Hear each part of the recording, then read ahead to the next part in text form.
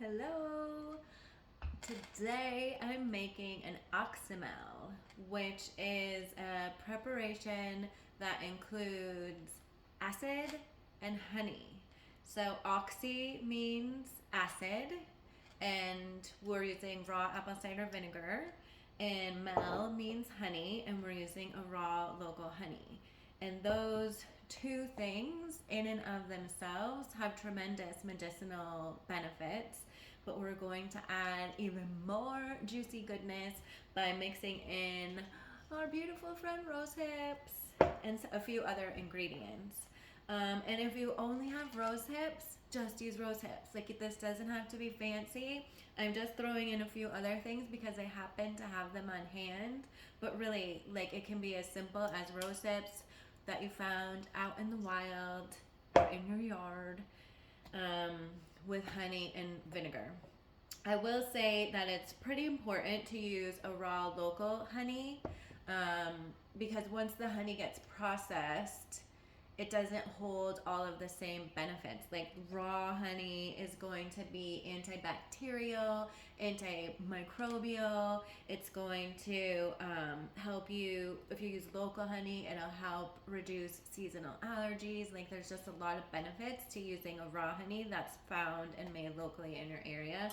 The same with the apple cider vinegar. If you can get, like, feel like this is like the only one that there is. I haven't ever seen any other one, and it has all this like gunk in it because it has the mother, and so there's like a lot of really good benefits in using this too to help you with digestion. Maybe the most cool one to me is it helps you assimilate other nutrients. So there's just tremendous benefits to these two things, and this is an ancient preparation that was used like thousands of years ago. And it's gonna taste really tangy and really sweet at the same time, and so it'll be delicious. And it's very forgiving. Like, it's kind of like a folk method that we're using. Okay, so we have our rose hips, and what I'm also going to include is some ginger that I cut up ahead of time. This is fresh ginger, which also helps with digestion, has some anti-inflammatory properties, and some cinnamon, which also anti-inflammatory, and both of those will just kind of boost up our flavor too. And I also am going to include some dried elderberry because I feel like that will really complement the rose hips. They both are really good at boosting the immune system, and so I feel like them together will be just like extra juicy. So like you see, I'm not really measuring anything. I'm just kind of using my eye and putting them all together in this mason jar. And so our rose hips are dried, our elderberries are dried. You could do this with fresh plant matter too. Let's see. And fill it about to like halfway of your jar. Yeah. Yeah, let's do halfway. And then a lot of, keep adding more. There's a little bit of stem in here. Like, it's all fine because once it's done kind of infusing, you're gonna strain off all the plant matter. Okay, a lot of people mix their honey and vinegar and kind of whisk it up ahead of time so you have an easier time pouring it over, but I kind of like watching the honey like ooze into it. So here you can also use your judgment to how sweet or how sour you want to make it. I believe traditionally it's like a 50-50, half and half between the two. I like to use a little less sweetener, so maybe I'll do like 3/4 and 1/4. You could also make it really sweet and do 3/4 and 1/4, or anywhere kind of in between. Just do kind of what you think is gonna be good and yummy for you.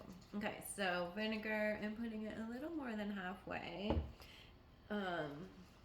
Yeah, beautiful. It's so pretty. It's so pretty. And now pouring honey is always a fun adventure. But it's so beautiful to watch it. Let me see if you can see it good here. And let's see if I can do it without making a huge mess. We shall see. We shall see. And And it's good if the honey is a little bit, like this is not the warmest. And you could heat it up a little bit, like you don't ever want to boil anything if you wanted it to pour a little bit more easily. Wow, it's so beautiful. All right, let's see. And so this is going to, this is going to, wow, like a professional.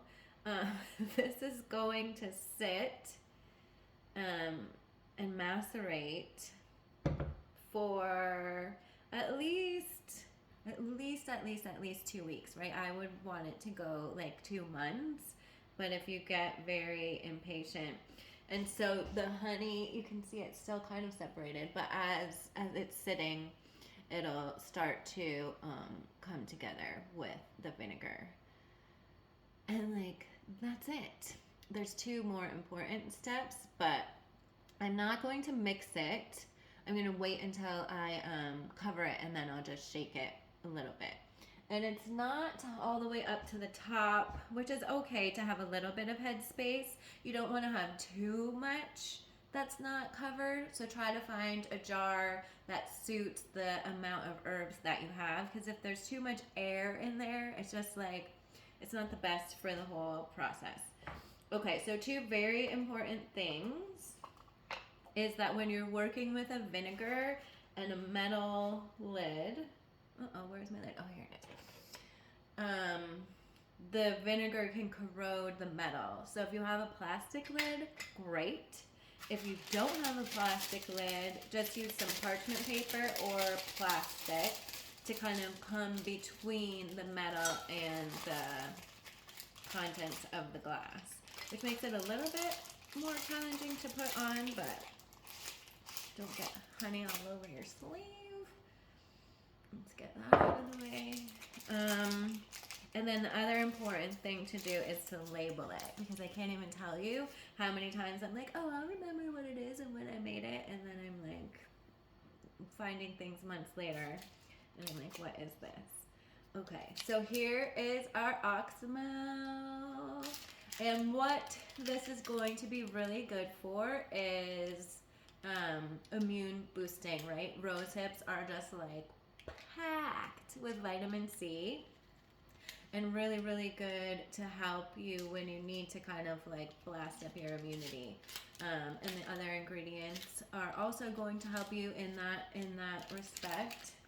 I'm just trying to get everybody to merge. Oh, you can see some air bubbles coming up there. And what might happen after the honey and the vinegar kind of like get more together is I might need to add a little more liquid to the top of this, but we'll I'll check on it in like an hour or 2. But for now, you can see that they're still a little bit separated.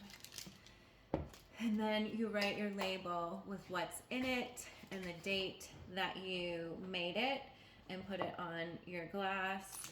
I like to put it on the jar part instead of the lid. Like, it might come off on either way, but just try to keep it, like, it sticks pretty good on the glass side. Sometimes they come off the lid, and sometimes if you use a lid for something else, you don't know what it is. An oxymel is really delicious to take in a sparkling water, like a plain sparkling water. It's like a nice little mocktail ingredient, because I mean there are a lot of cocktails that are made now that are more vinegar forward with that sour taste, and so it's really a fun, like, bright flavor to put into a seltzer. You could just drink it in water, you could just use it straight up directly into your mouth, and then after you've let this sit and infuse for a couple of months or however long, you want to keep it like in a cool, dark place, like not in direct sunlight. You strain out the herbs, and then you're left with the oxymel. And then you can put that into little bottles with dropper tops if you have them. You can leave it in your mason jar if you want. Like, you know, you don't have to go out and get all the fancy equipment, though it is nice to have like little tincture droppers. So I'm just going to label this. What did we say? Rose hip, ginger,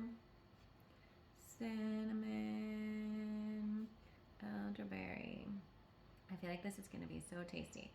Apple cider vinegar and honey. And today's date is 12/20/22.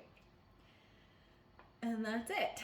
And so again, you could do it just with rose hips. It doesn't have to be fancy. And then you're gonna have like this beautiful, like wild foraged, if you just use the rose hips, like medicine in your cabinet that you made yourself with like wild rose hips that are found just outside and just about everywhere that I turn. So have so much fun, and let me know if you have questions, and I would love to see if you make the preparation. Thank you for watching.